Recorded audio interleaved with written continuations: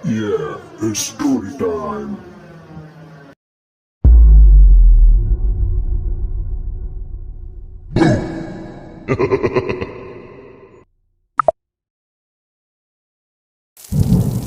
रात के 7 बज रहे थे।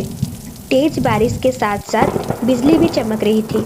समर और श्रवण दोनों दोस्त निकल पड़े रेन कैंपेन करने।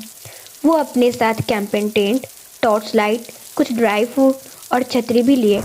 फिर दोनों कार में बैठकर चले गए। समर कार ड्राइव कर रहा था।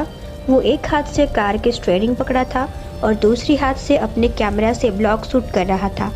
लेकिन श्रवण उसको वार्न किया कि तू एक हाथ से ड्राइव मत कर, वरना हमारा एक्सीडेंट हो सकता है। पर समर श्रवण की बात को नज़रअंदाज करके मस्ती कर रहा था। कुछ देर बाद बारिश धीरे धीरे तेज होने लगी। उनके कार की विंडशील्ड से बाहर की नज़ारा धुंधली दिखने लगी। अचानक एक बड़ी चीज कार से आकर टकराई। फिर समर की हाथ स्टीयरिंग से फिसल गया। कार की बैलेंस बिगड़ने लगी। तभी समर ने कार की ब्रेक लगाया और कार रुक गई। लेकिन तब तक समर बहुत डर गया था।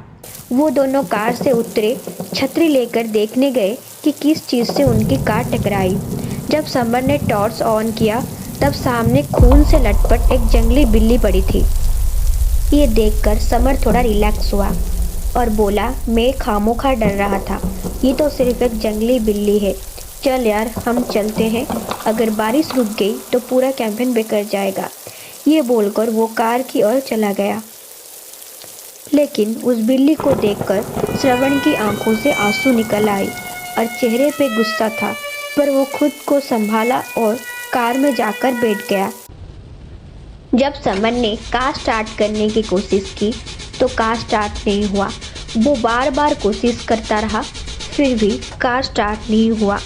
फिर समर ने बोला, यार लगता है ये खटारा आज चालू नहीं होगा।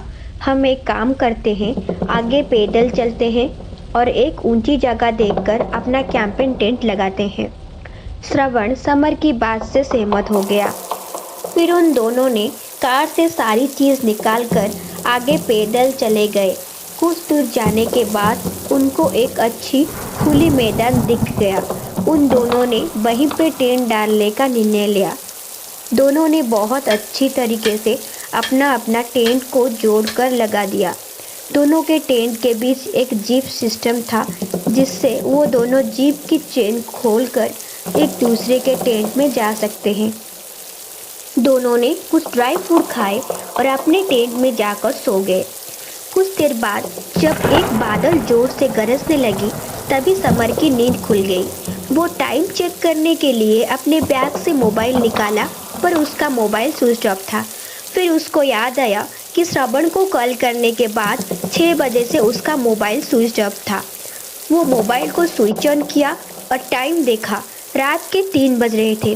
तभी उसके मोबाइल पे एक मैसेज आया।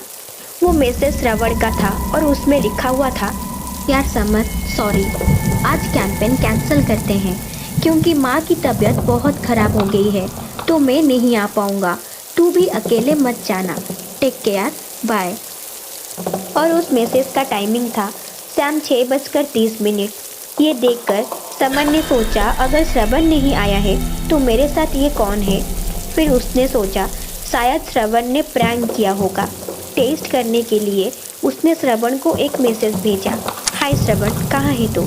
कुछ देर बाद श्रवण का मैसेज आया, मैं तो घर में ही हूँ, माँ के पास बैठा हूँ, तुझे बताया तो था और तू अभी तक सोया नहीं है। ये मैसेज देखकर समर की सांसें रुक गई।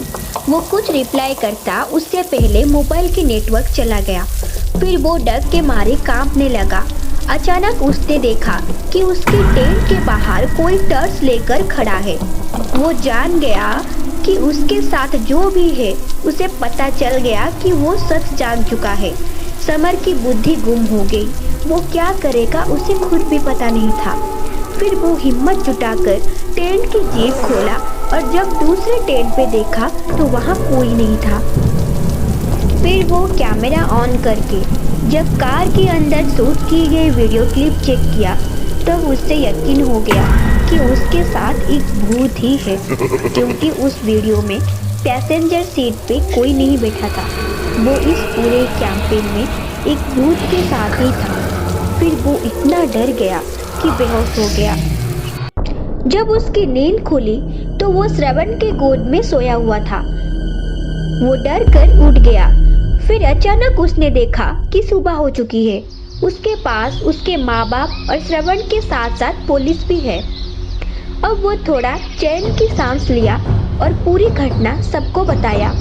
तभी पुलिस ने बताया कि वो जिस रोड पे आ रहा था वो 3 साल से बंद पड़ा है।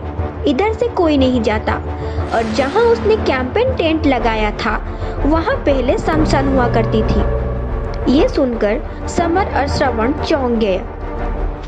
क्या आप लोगों को पता है समर के साथ वो आदमी कौन था?